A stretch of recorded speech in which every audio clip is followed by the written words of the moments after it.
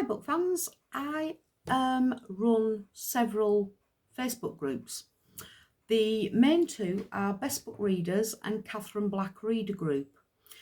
And to help me run them, because they've grown quite large and take up a little bit of time to help me run them, I've got quite a few admin.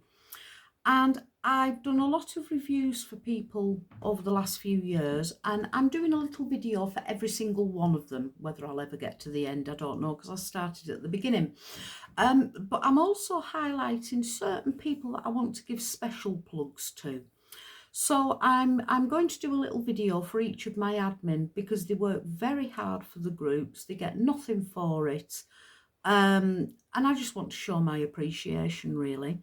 So I'm starting with Helen Huber, because she runs our online bookshop, and the bookshop is the way that people in my group sell most of their books.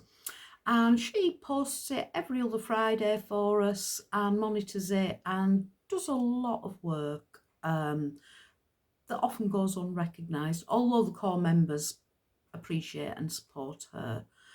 So I just wanted to say hello and thank you and read a review for her books.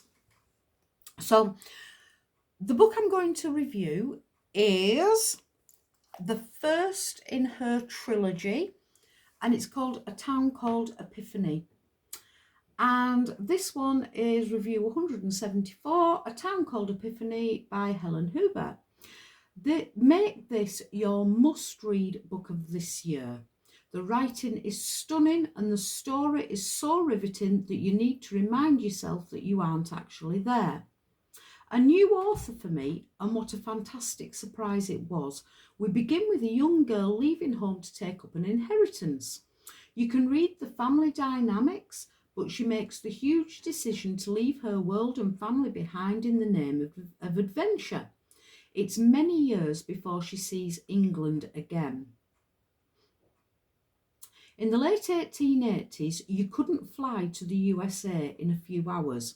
We take the sea crossing and then have days of travelling across the land with Cassandra to a different life than she could ever imagine.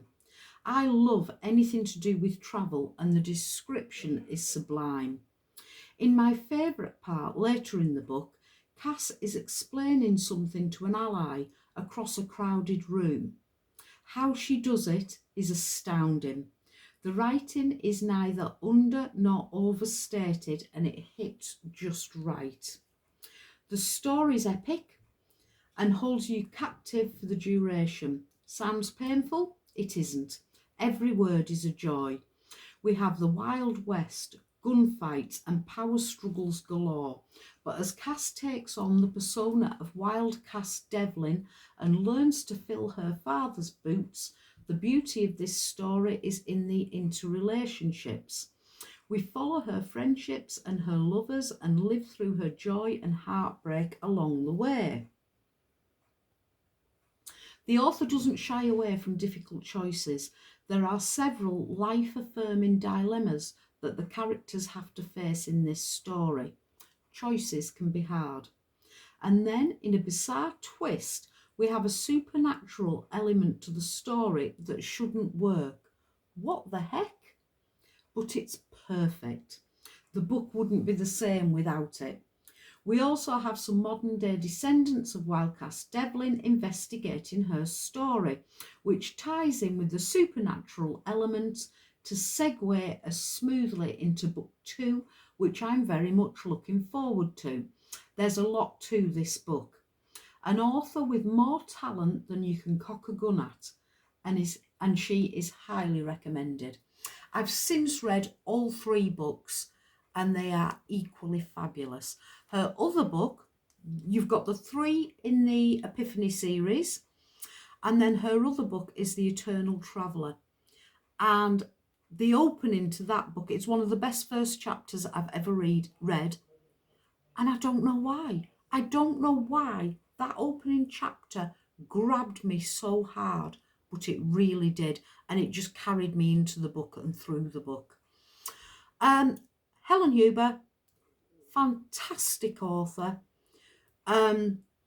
Her prose is so rich and detailed. Her research is second to none, and she writes a damn good story.